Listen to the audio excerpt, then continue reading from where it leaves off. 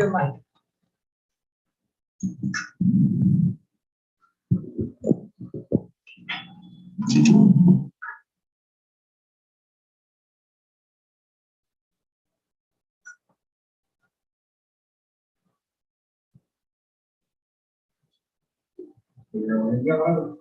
All right. Let's wait till the clock flips to 7. And I have Jim Gilbride couldn't be here, but I have. Okay. Good evening. Today is Wednesday, January 19th at 7 p.m. We are in the Brecksville Heights Education Center, 6638 Mill Road in Brecksville. This is a meeting of the Board of Education in public for the purpose of conducting the school district's business and is not to be considered a public community meeting. There is a time for public participation during the meeting as an indicated agenda item. This meeting will be live streamed via YouTube and will also be recorded for later viewing. Please consider subscribing to our YouTube channel where you can find all recordings posted. Please join me for the Pledge of Allegiance. I pledge allegiance to the flag of the United States of America and to the republic for which it stands, one nation, under God, indivisible, with liberty and justice for all. Item 1C, roll call. Mrs. Kramer? Yes. Mrs. Kwiatkowski? Yes. Mrs. Mack? Mrs. Wigman? Yes. Mr. Dosen? Yes. Mrs. Mack is unable to join us today. Item 2A. President's announcements. I have none. Therefore, we'll move on to item 3A, board member committee reports. Financial liaison audit committee report. That's myself and Kathleen. We have no updates. We have not had, well, when was the last audit? It was So it last just, fall, right? yeah, it just finished and we will be probably scheduling that soon. So our audit has been finalized. Okay. Very good. Permanent Improvement Committee, Ellen and myself. No updates. Okay, no updates. Board Policy, Kathleen and Tish. I've not attended a meeting yet, no updates. Well, but we just got an update, so you will be attending a meeting here soon. Okay. Well, I don't have one. Very good. Moving on to item 4, District Committee Reports. Transportation Appeals Committee, that's myself. We have no appeals. Hopefully that trend continues. Cuyahoga Valley Career Center from Jim Gilbride. I think Ellen can give us an update on that. Yes, Mr. Gilbride cannot be here today, so he provided me with the following to update people on, letting us know that CVCC continues to develop its ongoing 5-year plans.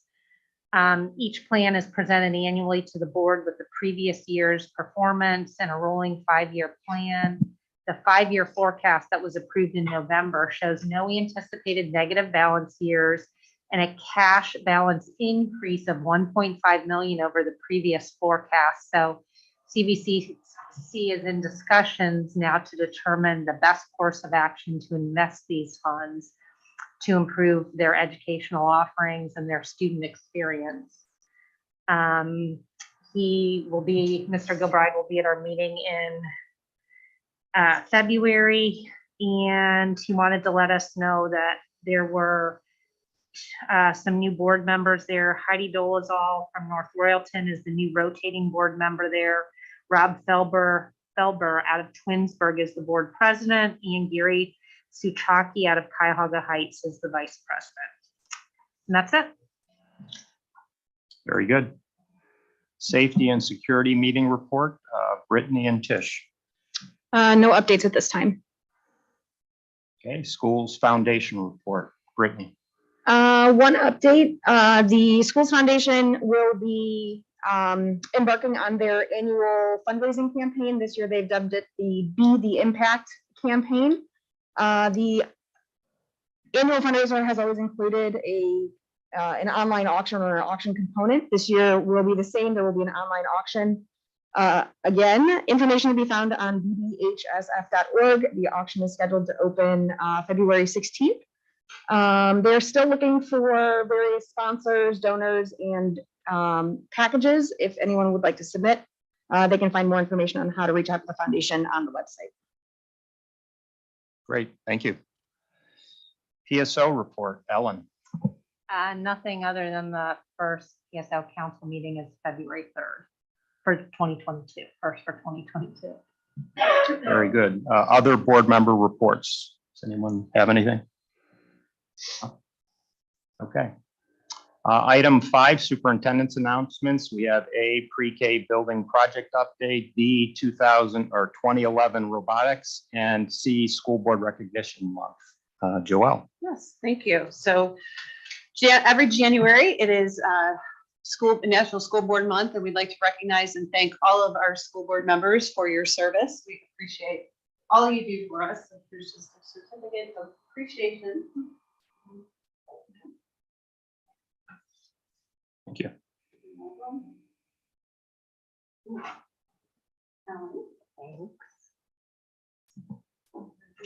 Thank you. You're welcome.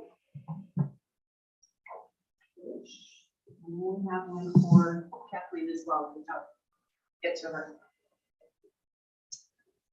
A couple of announcements.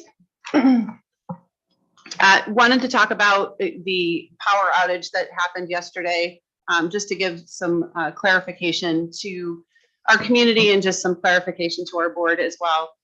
It was a very last minute call. There was a couple of things that came into play for yesterday. On Monday evening, I had texted with both of the mayors, and they had assured me that the roads and the sidewalks were all going to be clear. So we went to bed thinking that there was going to be no intention to actually call off school on Tuesday.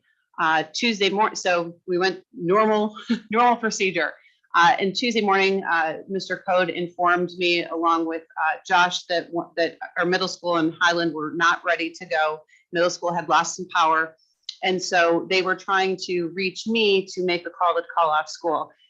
Mr. Code had to make the decision that, we needed to do this because we didn't have any power, and how do we get information out to our parents? The call went out a little bit later than it normally would go out. Normally, if we're calling off school, it's usually my voice recording that message, but because of the timeliness of this, we had to do a text to voice message. We apologize to our family and our community that the call went out late. It was not our intention to do that, but we had no intention of canceling school due to weather concerns or due to road concerns or roads not being clear. So it was a last minute call. We did not know ahead of time. As you know, Monday was Martin Luther King Day. We do not work on that day either. Just as the kids don't go to school, we do not have staff in our building on any of the holidays, really. So we were not made aware that the power was out until that Tuesday morning time when they went into the building. Currently, the power is in 15 classrooms at the middle school is being powered by a temporary generator that will be replaced and we will fix permanently, but we were able to open up school today because of that temporary power. And so that's the status report of where we are right now with that yesterday. And again, apologize to the community. It was not our intent to call off school. And we realize that the late call may have caused some stress for some of our families, and we do apologize for that. Just want to let everyone know that we will be opening our online registration for kindergarten on February 7th. So if you know any families in our community that have kids who will be 5 by September 30th, that they can start to enroll as of February 7th. We are also having a take back togetherness night. As you know, we did these a couple years ago and then COVID hit and we were unable to continue to do that. We had a lot of positive feedback from our families about the take back togetherness night. So we're going to have one this year and re-implement starting them next year, hopefully in a way that we can do them once per quarter like we had done them in the past. That is going to be March 21st. And just to clarify, there will be more emails on this, but and we're going to make sure that we clarify with our coaches and our teachers that that night there is no homework. We encourage families to put down your technology and just spend some quality time together. There's no practices, no extracurricular activities. And that does not mean that because we do not have them on March 21st, that we're going to be practicing on the weekend before. It's not taking a time out. It's actually, stopping and taking a pause from all of our extracurricular and homework responsibilities. It's a great mental health break for our families and our community.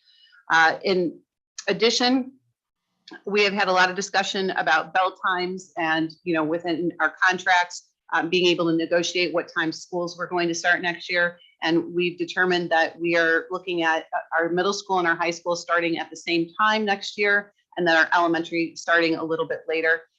That information will be going out to families in an email, not with the transportation things yet, because we're still working through those, but in terms of what time school will start. So the student day, not the teacher day, I want to be very clear.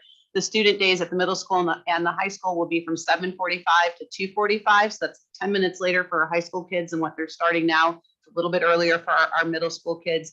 The elementary student day will be from 9 to 3:30 within the context of that teacher workday as well. So that information is going out tomorrow to our families so they can start planning for next school year. Just a couple of follow-up questions on the power outage. So it was two buildings that experienced the power outage. So was there consideration given to just shutting down those two buildings, or was that too complicated at the late hour? It complicated at a late hour because you're probably at that point, you probably were having buses already on the road or getting ready to go out on the road.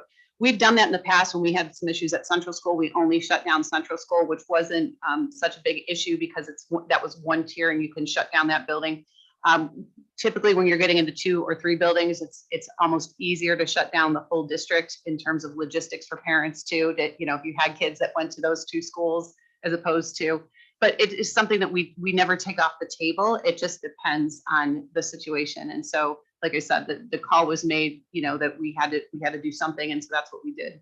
But certainly we could do it. I think it'll be a little bit easier, next year when we have one elementary building and all of the kids are there. And that you could look at it as a building issue if we had a building issue. Right. I know you usually send out a weekly district-wide email. Is that right? Usually by the end of the week, or I know it's maybe not on an exact cadence, but About 7 to 10 days, we usually do it. okay. Maybe consider putting a little bit of explanation about this, when we were off in the power outage. I mean, I didn't see any emails. I don't know if there was something else that went out to parents, but just to give a little recap about why it wasn't your voice on the Sure. voice stuff. Because when I got it, I was like, wait a minute, is this real, or is this, some kid who hacked in and, is trying to, shut school down? Yeah, we will put a little bit of an explanation in there, but, and that's why I wanted to talk about it tonight too, just so that, if people are watching the meeting or want to see, they understand like what happened. And, I think it's important. I think Ms. Kwiatkowski and I were talking about it before.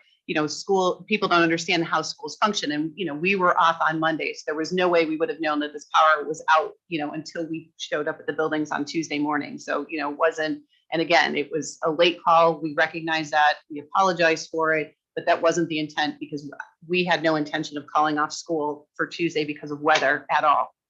Right. Anybody else have any comments or questions? I just had one question related back to the power outage. Do we have any type of alerting system in place that alerts Mr. Code when we have service providers and service go down? So there is not a specific system like my power. Okay. Not a specific system for that purpose. There are other systems that tell us that. Mm-hmm. This was a transformer for a section of the building.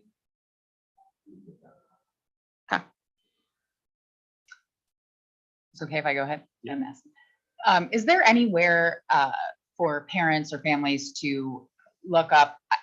I can't remember if there is in board policy what leads to inclement weather where school would be called off, what the kind of benchmarks are for making that determination. It is completely your decision, but knowing that families have questions about how that decision actually gets made. Yeah, we send out something every October. I mean, it's the same. I've sent it out for Okay. 6 years. It kind of gives guidance on when we have indoor recess in terms of wind chill and all of that, and to say how we call that. But it's really on a case by case basis. And we're up at 4:30. All the superintendents are on text messages groups. We're talking through that. We have people out driving the roads. The mayors and our police chiefs in both of our cities are very good about letting me know to say, hey, our Heidi comes in at 5 a.m. She's telling me how the roads the road conditions are.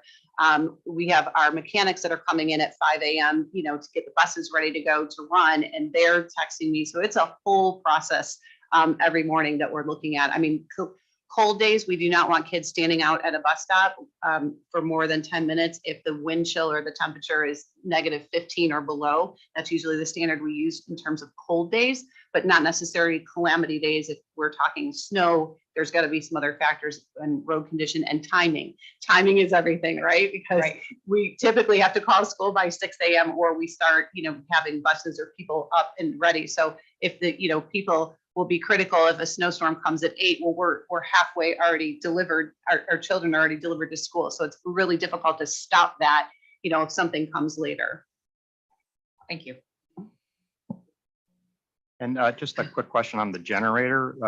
I know it's been on the long-term list to get a generator so that, we could deal with situations like this. But so do we just we have a temporary one? So did we go out and find one? Oh, transformer. Okay. So if we had a backup generator, would that have been able to offset the loss of the transformer or no? Because this transformer needs to transfer power, and Systems that are monitored are technology systems, life safety systems. That's what a generator. right. is going to be called. Okay. Lighting, and HVAC system, so telephone, fire alarm, those type of things. Right. Okay, thanks. And just to clarify too, the other items in superintendent's announcements, the pre-K building project updates, those we've been doing every month. They're just project updates that we get from the construction of our new building. So people are welcome to read that, as well as the robotics read only. So those interested can go out and find that on board docs. Item 6, treasurer's announcements. Okay, so I guess I'll talk a little bit about the fair school funding. I just got back from a conference last week. We met with Aaron Roush from ODE, who was kind of tasked with putting the new funding formula in place. And so they did come through on January 7th with our first payment on the new funding formula. So they've now released some guidance. So I've communicated out some of our, what's called our Sfpr detail report to some of our different departments to verify student data, because you get funded now by butts and seats, basically. So we're going through that process as well, just to make sure our data in EMIS is accurate and correct as a safety measure. They also indicated that many of the calculations that they did for the first payment in January were incorrect. So they're going to be fixing some of those issues in the second January payment. The good news is, and you'll see later on in the report, is that we've been lacking in state funding. They normally at the end of, once we take out retirements from our foundation payments, is that we typically owe still STRS money every month. And so we don't normally get an actual deposit. So they say, we're going to give you all this money. And then by the time we take out our retirements, we usually owe money still. On January's payment, they gave us $1 million. And the reason why that happened is because they had to back pay us from July to current. So they're going to equalize. So if the state owed us money or any district money, they took whatever they owed us and they dumped it to every school district on the first payment. If you owe the state money, then what they did was they're going to take whatever that amount is and divide it by the remaining 12 payments. So pay back over time, but if they owed you money, they gave all of the money up front. So this will be the January #2 payment we'll be receiving will be the first payment that we're going to see kind of really where there's very little revenue coming in, and then those expenditures were taken out, but the revenue now is going to drop. And that's all because of that new fair school funding formula. The other thing that's on, I guess, people's watch is that, this was only funded for 2 years, and there are now a lot more talks that the Senate in the state of Ohio is now pushing back that after the 2 years that this will go away. And so we're going to go through all this work possibly, and then they're going to, who knows what's going to be the default? I don't know. So if you've advocated or you believe in fair school funding, please continue to advocate for that throughout the state so that we can hopefully keep this model in place, because it's only phased in at this year for 16%. So next year would be double that. And so it's going to continue down a path for more money for school districts. And then lastly, we're going to be hosting, which I found out at the meeting. Thank you, Joelle. No, it's actually kind of nice. I know, I was like surprised. Another meeting I went to on Friday, Brexville Bellevue Heights will be hosting a Northeast Regional Conference about fair school funding. So they'll be at the high school that day. And so it'll be a kind of a nice venue for us. So we'll be at the auditorium and hopefully we'll have our new audio visual upgrades from the auditorium for that meeting as well. So we're going to work to get those finished, right, Mr. Coden? Yeah. When is that That's it. conference? February 24th is the date where we got conflicting times because in scheduling, the people that are scheduling, there's two people talking to two people. So we have conflicting times, but it's February 24th. And they're expecting about 100 professionals to come to our school district. So we're very excited to host and have them be in our high school. And Craig, I have a quick question. Yep. Like, moving forward, are we going to be getting one payment a month from the state for the fair school? Like, No, it's always two. it's always two. It'll always be Okay. two. Yep, But the January 7th payment was a big one. a big one. Okay. Yeah. Yep, that's it. Okay, great. All right, item 7A, increase time for hearing of the public. Resolve to increase hearing of the public from a maximum of 30 minutes to a maximum of 60 minutes. May I have a motion? So moved. Second. Okay, so just to frame this in, our current board policy for hearing of the public states that each person in the public that wants to address the board has a maximum of 3 minutes. And the total time for hearing of the public is 30 minutes. Rarely do we have that many people that we go over 30 minutes. However, there have been some occasions, in particular recently with COVID and all the disruption, where we have had surges of attendance at our meetings and many people wishing to be heard. And in the past, we haven't always been firm on holding to the 30 minutes. Technically, if we wanted to go beyond 30 minutes, we would need to have a resolution to temporarily suspend the 30-minute time limit and go to something else. And so this item is for board consideration to consider just increasing it to 60 minutes, which in most cases, I think would leave everybody who comes to our meeting an opportunity to speak. Any other thoughts on this? Generally, I'm open to extending the time to 60 minutes. I would just like the board to consider adhering to the 3-minute limit. I know that we have not been the best about implementing that time limit for individuals. And I know that there's been some pushback and some opinions and some feedback during other meetings when we've attempted to adhere to this. That would be beneficial, that if we have board policy that states that we're going to limit individual comments to 3 minutes, that we really do adhere to that. I don't know that a shot clock above Mr. Doson's head is the way we want to go about that, but maybe if we had a bet, like gymnastics meets, you have your 30-second warning and you have your little ding, and so maybe there's a warning shot of sorts. Yeah, so my intention on the hearing of the public is to try to hold to our board policy, 3 minutes per person. And then if we approve this, it'll go into effect immediately, which would give us 60 minutes starting tonight. Although as I look out at the room, I don't think we're going to need 60 minutes tonight. But my idea will be to run a timer off my phone and let it count down and instruct the person. And this is good for everyone out there viewing our meeting on how we're going to try to do this going forward. So anybody that comes to address the public, whether it's just one person or 30, you'll get a 3-minute timer. And I'll give a heads up when you're getting close, whatever 20 seconds left.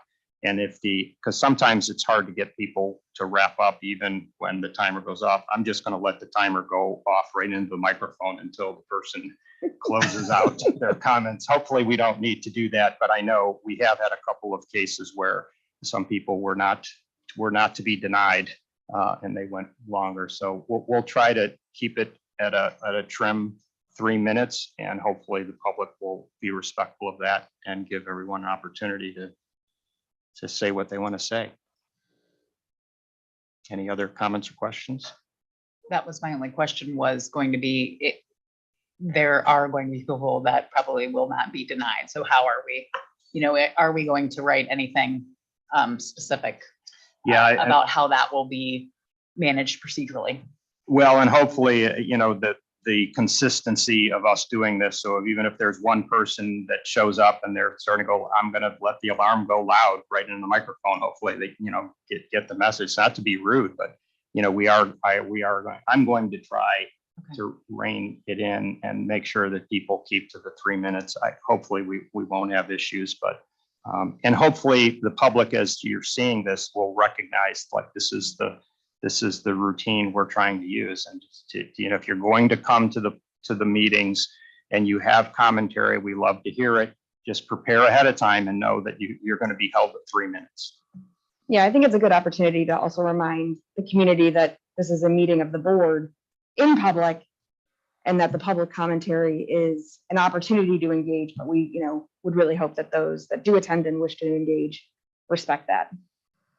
Right, and that also is an opportunity to remind everyone, because a lot of people recently have shown up to board meetings to make comments, which is great. We love to see people come to our meetings and make comments, but they come believing that the hearing of the public is a chance to ask us questions and to dialogue with us. And it's not. It's really, you just have an open forum to say what's on your mind, but it's not to engage us, ask us questions.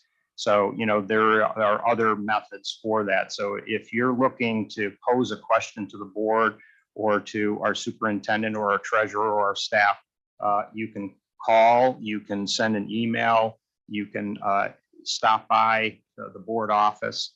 But if you're looking to ask a question and dialogue with the board on something, it's not really our monthly board meetings are not the forum to do that. It's just an agenda item to let public come and say what's on their mind. But so just keep that in mind, and I'll try to reemphasize that each time, so we don't have people coming and asking us questions and then feeling like, well, why aren't you answering my question? So hopefully that'll become better known with our members of the public who wish to address us. Anything else before we call the roll? Nope. No. Okay, roll call. Mrs. Kramer, Yes. Mrs. Kwiatkowski, Yes. Mrs. Wigman, Yes. Mr. Dosen. Yes. Motion carries. Okay, item C is hearing of the public. Before I read this, is there anyone here who wishes to be heard? If not, I will dispense with reading through this, and we will move on to item 8, other board business. We have certified and classified substitute rates. Resolved to approve new certified and classified substitute rates as attached effective January 20th, 22. May I have a motion? So moved. Joelle, do you want to give us a little background on what we're doing here? Yeah, so we've had some conversations with our staff and looking at our substitute rates. This year in particular, we've struggled more this year than in past years, filling a lot of our. I'm sorry to interrupt, but while you're speaking, Craig, can you open up the PDF? That way the people at home can actually see what we're going to be voting on. Thanks. Okay. So we've been having some conversations because our fill rates when we need substitutes this year has been particularly low. In years past, we are able to fill all of our substitutes, 93, 95%. And this year, due to many reasons, due to COVID, particularly, it's been very difficult to find people to come and substitute for us. Our fill rates got as low as 50% at one point. So that means that half the teachers who were out that day or half of our employees who were out that day, we did not have a replacement person for them. And so how we handle that internally is that we have teachers that are able to period sub, and they are able to take a class for a period to cover for some of those teachers that are not out. One of the reasons, and it's certainly not all the reasons, but one of the reasons that our fill rates may be a little bit lower than some of our surrounding districts is our substitution rates. Our current substitution rate for a certified teacher is $95 a day. So if you figure they work 8 hours a day, you think about what that hourly rate was, and they have an option of going to a district right next door that's paying, $150 a day for a sub. Many people that, because we're all pulling from that same sub pool, if you had that choice to go make that much more money a day than to come here. So one of the things that we wanted to do to try to assist with our fill rates is to look at what we're paying our substitutes and adjust according to what we would consider market standard. So we're making a request or a recommendation here that you look at those different classifications of employees and that we are raising their sub rates to those amounts that you see in this chart. And then the certified teachers to encourage them to stay longer. Their first 20 days that they would sub in our district, we would stay at $125 a day. And if they were, is it 30? I see, even my glasses, I can't see that. I'm sorry, 130 days. And then days 31 to 60, Yes. we would increase that 10 days. And again, just on a scale to increase it, to keep our sub, the people who are coming to our building to sub to increase that and encourage them to stay with us instead of going to another district. Can you remind me, Mrs. Magyar, if we approve sub rates on an annual basis? Effectively, the actual question is, are we permanently approving these rates, or is this just for this year? This would be an increase moving forward. We do not approve sub rates every year. Last time, I think when we increased it to $95, it was something that came before the board 3 years ago. So, Before me. before you. So I think it was three years ago. That was the last time that we've asked the board to consider increasing our substitute rate for certified staff. And every school's kind of approaching this differently. Some schools that have a lot of ESSER money, they're throwing money at subs. And so you see some of the inner city school districts putting $200, $250, $300 a day for substitutes. And so we looked at a lot of comparable districts in order to kind of come to a consensus on these rates for you. Okay, thank you. Well, and I think, everybody's should be aware of staffing shortages almost everywhere in a lot of industries. And so we're no different.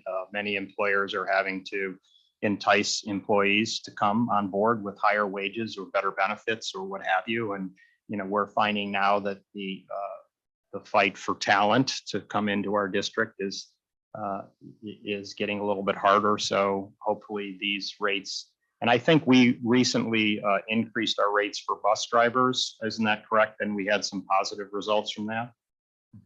Yeah. Okay. So this is along those same lines. So hopefully those of you watching at home, if you see some of those rates and looking for part-time work, keep us in mind. Yes. Any other questions? Okay, roll call. Mrs. Kramer, Yeah. Mrs. Kwiatkowski, Yes. Mrs. Wigman, Yes. Mr. Dosen. Yes. Item 8C, increase in Ohio minimum wage. Resolve to approve the new Ohio minimum wage rate to $9.30 an hour. May I have a motion? So moved. Second. Okay. Greg, do you want to just give us the So this lowdown is, on this? yeah, this is more of a procedural thing, so that if we have a case where we have someone who's temporary, we don't even necessarily do this for our summer workers either, but it's more of a yearly thing. If it increases, to just acknowledge that it's changed, and if we have to pay them, then we don't have an audit issue at the actual minimum wage rate, but we really don't use this rate. Okay, so it's procedural because Ohio increased its minimum wage at the beginning of the year, and we're just making sure we're in compliance. Correct.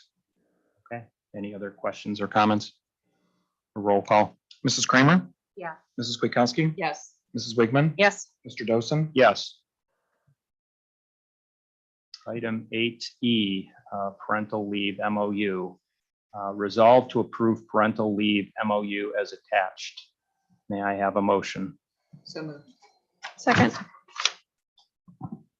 So this is an MOU with one of our current employees who is out on parental leave because we are required to provide service minutes to some of our students with special needs, and we're struggling finding substitutes to be able to do this. This staff member has agreed to, while she's on maternity leave, to provide some service to some of our kids as needed. And so this is just an MOU that outlines the terms and conditions of her being able to provide that service while she is out on parental leave. And MOU is Memorandum of Understanding. Yes. And it's basically an addendum to the labor contracts that Correct. we have. Okay. Any questions or comments? No. Roll call. Mrs. Kramer, Yes. Mrs. Kwiatkowski, Yes. Mrs. Wigman, Yes, Mr. Dosen. Yes. and thank you for her offering that. That's great. Item 9, Superintendent's other business. Item A, resolve to approve changes to the high school options catalog as attached. May I have a motion? So moved. Second. This is just an annual board approval of the course catalog before we start registering kids for that we do in February for the next school year. And so these are just the changes. So everything else will stay the same, but these are the updates to that catalog for the 2022-23 school year. Okay, and for those at home, you can see the revisions are attached. So if you want to dive into what's changing, go ahead and you can pull it up yourself. Any questions or comments? No. Roll call. Mrs. Kramer, Yes. Mrs. Kwiatkowski, Yes. Mrs. Wigman, Yes. Mr. Dosen. Yes.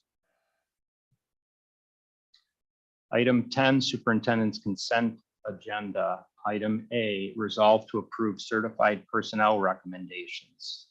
Item B, resolve to approve classified personnel recommendations. Item C, resolve to approve supplemental personnel recommendations. And item D, resolve to approve superintendent's consent agenda, items A through C. May I have a motion? So moved. Second. Any Sure. questions on any of the recommendations? So I did have a question on one, and that was on the supplemental recommendations. So there was only one, I believe, and it had to do with girls basketball coach. And so I guess the question I had was, aren't we in the middle of the basketball season or towards the end? We are. We are, sorry. So, from a procedural standpoint or a sequencing standpoint, do we, when we're looking at all of our supplementals, what's the protocol in terms of when a board approves, which this kind of seems a little late, like wouldn't we wanted to approve, or was there a change in basketball coach in the middle of the year? Okay, so that's a great question. I don't know, Brian, if you, yes, please. Okay. Because So what ended up happening is we did start, she was our basketball coach at the start of the year. One of the things that Ohio did this year, they changed our background check system that we've used in previous years. We actually got our background checks back. You know what? I'm sorry, Brian. Would you mind going up to maybe the microphone that way? Because I know people at home might want to hear this, and then we can get it on the recording. Thanks. Appreciate it. Okay, so Ohio changed their background check, their system this year, and so we implemented a new system. And there were some problems at the beginning of the year with getting reports back. We actually received the report back, and her background check was fine. Unfortunately, ODE didn't get it in the same batch as what we got. So all of her certifications, her trainings, and everything was up to date. Her background checks were fine. They got hung up. We called down several times. They said, well, just be patient. It'll come through. It'll come through. I believe last week or the week before that, I had called somebody down at ODE that I knew. He got in touch with the licensure department, and basically they cleared it up, and I think they approved it in less than an hour. So her certificate was just in holding, but she had everything done and everything was in line. We just couldn't get it. We don't approve them till everything's set. That way we don't pay them by mistake and cause an audit problem. So that's why that one's kind of just hanging up there. Okay. typically we do have a process. We try to approve all of our coaches and extracurricular activities that are taking place in the fall, like in the summer prior to school starting. And then our winter sports will come like November, and then our spring sports, we typically will do like next month to approve all those. So we have a process, but we also don't put them on the board agenda until all of their paperwork is in. So there, to Brian's point, there are some stragglers just because either at the fault of the coach or the extracurricular advisor, or because because this new system, and we're not the only district that has dealt with that this year with the new system of these background checks. So that's typically when we put those people on those board agenda, but again, not until they have all their paperwork. So you may have a straggler on a different agenda. Okay. Follow-up question though is, and I understand that. So, if you have fall activities, we're trying to get it approved, board approved in the summer, winter, you're trying to stay ahead. But what about, there's a lot of extracurricular activities where either the coach or the person who's leading up the supplemental is engaging our students out of season, so to speak, whether they're running training or whether they're doing tryouts or various things. So is there any concern about, the approval process, not being completed if somebody's doing summer, like I know, you're allowed to have so much contact in the summer, so many official contacts as a coach, at least I played soccer and that's the way it used to be. So what happens if a coach that's going to be approved but isn't approved yet is performing some coaching duties during the summer with our students? Right, so that is a very tricky situation that we deal with, just as like every other district. We definitely don't let anybody start coaching till we make sure they have their CPR, their AED, their first aid. They actually have their permit and they've submitted their background check and the other things that they need. Just like, for example, an activity permit can be good for 3 years, 4 years, or 5 years, depending on a teacher's license. CPR and AED can be 2 years. So all of those kind of continually are shifting and not aligned. So Mr. Maslona, myself, high school administration team, depending on whoever, middle school, we all try to work together. We have a Google Doc we share and we all monitor it. And if we see something, we put a stop to it right away. Usually our biggest problem really starts August 1 when all the athletics are coming back in, the band's coming in. We have to make sure that all of those people at that time have everything up to date. You can always have a straggler here or there, but like I said, we work together and try to track them down as much as possible. And if we become aware of it, we immediately pull them off and say, hey, until you get your trainings, you can't practice with the kids. So from a sequencing standpoint, is board approval kind of the last check mark and you're making sure like all the other requirements are being fulfilled? So you'll hold, like this basketball coach, you'll hold them back for board approval until every kind of T is crossed and I is dotted? Correct, because at that point, until you actually board approve them, they can't get paid. So that's what we say. Hey, look, if you don't get your stuff in, we can't board approve you. If we can't board approve you, thank you for volunteering. And so it usually gets them moving pretty quick. Okay, very good. Any other questions or comments? Roll call. Mrs. Kramer, Yes. Mrs. Kwiatkowski, Yes. Mrs. Wigman, Yes. Mr. Dosen. Yes.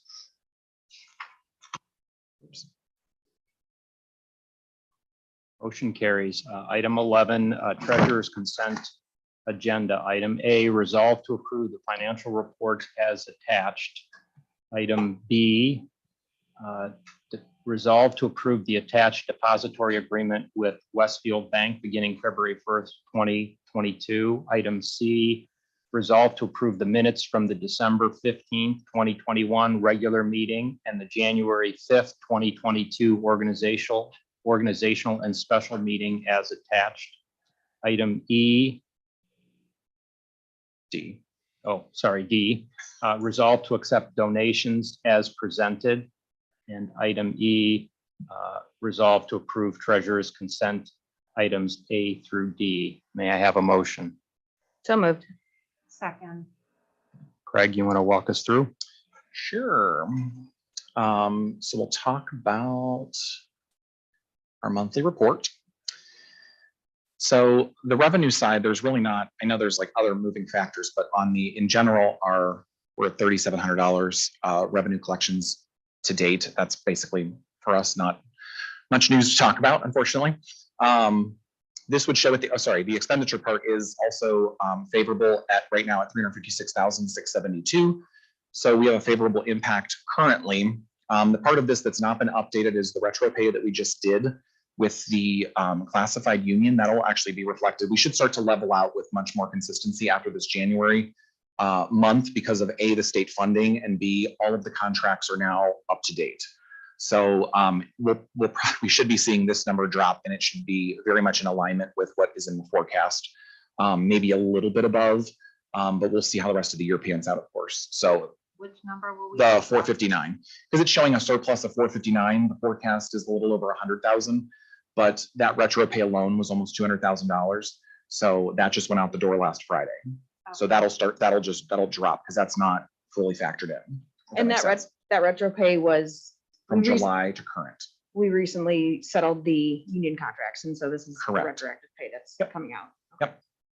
Right, so we have, just to frame it into, so we have certified staff, which are mostly our teaching staff, educators, and they're under one labor agreement. And then we have classified, which is all non-teaching for the most part, and they're under a separate labor agreement. And the certified staff, we settled that negotiations first, and so that contract was done. And then the classified, there was a pause on that, and we did that last November. So that just got completed. And so the retro pay is per the language that's in that contract.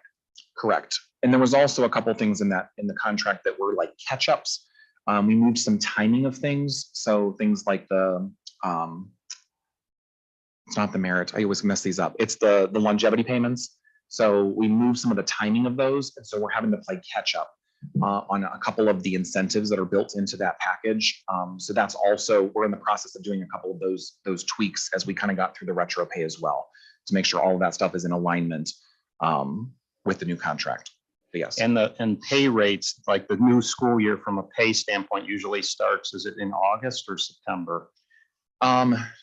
It depends. Well, so we'll the just start say- dates are July, August, or September. So Okay, July so- are your classified 260s, August are your administrators, and then September is your teachers and your 9-month employees. Okay, so even though we settled and agreed on a new labor agreement with classified in November, if any in pay increases that were in the contract retroed back to Retro. July. Yes. So that's that's why that 459 surplus number will draw down Correct. next month, because it'll reflect the January. retro payments for classified. Yes. Yeah. And it's also why some people have obviously larger retro pays, because if they worked back in July, then they would have a larger retro pay than someone who just got their new contract in September. So, yep. Okay, revenue collections for December. So you can see that we're very, very far down. And that is why one of the reasons I was going to talk about it in terms of other revenue. Last December, we received that large workman's comp rebate. So this is a comparison to last year. And so it was almost $800,000 was that payment. So that's why you see such a large decrease in other revenue. Okay, that's the big variance there. And that 800,000 surplus from workers' comp last year was in large part to the pandemic and a lot of the shutdown, and they're just, the workers' comp claims were incredibly low, right? Correct. So we had gotten refunded in essence some of that Yes. money. And so that money also, to refresh people, is that money did come in, and then it got also moved to PI, which helped us do some of those more additional middle school upgrades this summer. Okay. So, which one is this one? Can't read. Actual revenue received through December compared to the prior year. And this just kind of, it's pretty consistent. It's $112,000 lower overall in comparison. So that takes into all your factors of local taxes, state revenue, which is obviously less, which I talked about earlier, and then all other revenue as a whole. So the other thing that we'll kind of start to finalize, we just got our first payment on Friday for our first advance for taxes. We'll see our next large payment in February. So we'll see how the tax revenue comes in. We did see that one dip when things were delayed when the pandemic started. And so far things have been relatively good. We're going to continue to keep an eye on commercial or class 2 property taxes though, as we kind of move through the year, just to see how everything's kind of panning out with the pandemic as it continues. And that legislation is still making its way through the state legislature to Yes, restrict school districts' ability to it is. challenge property valuations. Is that correct? That is correct. They're expecting that it's going to go up for a House vote very soon. I think they told us at the meeting on Friday, they said, apparently they're going to push that a little bit since the gerrymandering Supreme Court case failed. So they've shifted their focus, obviously, to getting that. They had 10 days to redraw the districts. So that's their top priority. And this looks like it would be up for a vote shortly after. But yes, It's mostly for us, like I said before, it's mostly the class 2 that's going to be very, it could potentially affect our real estate collections because of our lack of ability to challenge some of those valuations. So hopefully, I don't know what will happen. I've asked questions about whether the governor would veto the bill. It appears that they may have a veto override power as well to actually make that happen, to go above and beyond him. I know that our state legislator, or our lobbying groups of OASBO, OSBA, BASA, they've had conversations with the speaker to try to also make headway as well to see if there's anything they can do with this particular bill. It's House Bill 126. Right. And so, I mean, just to clarify, absent this legislation, current state law allows school districts, if there's somebody in the district boundaries, whether it's residential or commercial, when their property is reassessed in value, if the district feels it is lower than it should be, we're allowed to challenge that valuation. And our current approach in this district is to not challenge residential valuation changes, but we will consider challenging commercial, which typically is a lot larger than residential, commercial property valuations when we feel like there's a need to do that. Is that correct? Yeah. And I mean, since I've been here, I've seen not a lot, but we've made challenges that are over. We see a significant sale price that's less than, or it's a valuation that's less than what the sale price was. And we've had challenges of up to $2-3 million variances. And obviously that affects the bottom line of the tax collection. So in many of those cases, we've won those, or we've settled and found common ground through our attorneys. But sometimes that number is significant. Bless you. So, yeah. And what this legislation is that's moving through the state legislature is to, in essence, eliminate the right of school districts to challenge property valuations. Whereas today we can choose to challenge them. If this legislation gets passed and the governor signs it, it would restrict school districts from being able to challenge the valuations. Is that correct? Correct. Yeah. So, and we always look at the cases, right? So when our attorneys will do a conference with me to look at the situation and decide whether or not we're going to challenge it based on the information we have.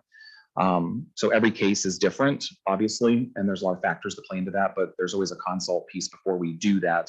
So we don't do it frivolously. There's usually a good reason why we would want to do that, because something doesn't look right. Right.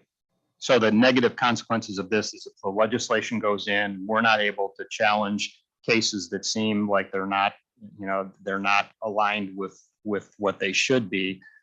Ultimately, we could have less revenue coming in from commercial properties in our district, which ultimately somewhere down the road could lead to the need for new revenue from our homeowners. Correct. Okay. Yep. So those of you who are out there and you want to plug in on this legislation, feel free to reach out to state legislatures and the governor to oppose this legislation. Yeah, and our representatives here currently do oppose the legislation. It's just that there's movement in other parts. So reach far and reach wide, I guess, is the message. Okay, so on expenditure side, we have some increased expenditures, which are to be expected. Salaries and benefits, $720,000. 200,000 is above in purchase services overall, and then all other expenses are at a decrease. So, Craig, I have a question about is there anything in particular, any reason in particular that purchase services were up that $250,000 in change? So, I mean, everything kind of flows differently each year. So one of the things that actually has been hitting us in different ways is our utility bills in terms of when they hit the books. That's part of it. As we've talked about, we're in the due process case. That is a purchase service. We're outside of the insurance reimbursement, but the good news is that case is now over. We're just waiting for a verdict on the case, and so that is a large reason why we're seeing some increase in purchase services. So when we look at it to the prior year, it's a $925,000 increase. And again, remember, with salaries and benefits, that accounts for the majority of it. And that is step increases, new contract language, all that stuff is kind of tied into there. Also keep in mind that we will start to see some benefit savings starting in January. just because that the new plan design that was negotiated into the agreements took effect in January. So we'll start to see some decreases in benefits for the cost to the district starting in January. And just to clarify that, so the new labor agreements, while they included compensation increases for our employees, they also included new language on insurance options. And those new insurance options will have a cost savings back to the district. So when you look at the number of how much salaries and benefits went up, eventually we will see a trimming back of that when the new plans go into effect. Yep. So when we compare the July to December versus the forecast, we're just a little bit under, as you can see, for salaries and benefits. Again, that when you take into account the retro pay, that's going to kind of level out here after the next month. Purchase services are up 164,000 as compared to the forecast, and then all other expenditures are down. So we do see still a favorable forecast, $356,000 to the forecast, which leaves us. Those are your total balances there. So, okay. Any questions on the financials? The second one, the depository agreement with Westfield, I kind of put some information here for the public. I met with Westfield Bank recently. They're located here right in Brecksville. And we currently have like a smaller account right now with Star Ohio, which is kind of like a money market for schools. It's with the Treasurer of State's office. And right now we're earning a whopping 0.09% on that money that's sitting in there.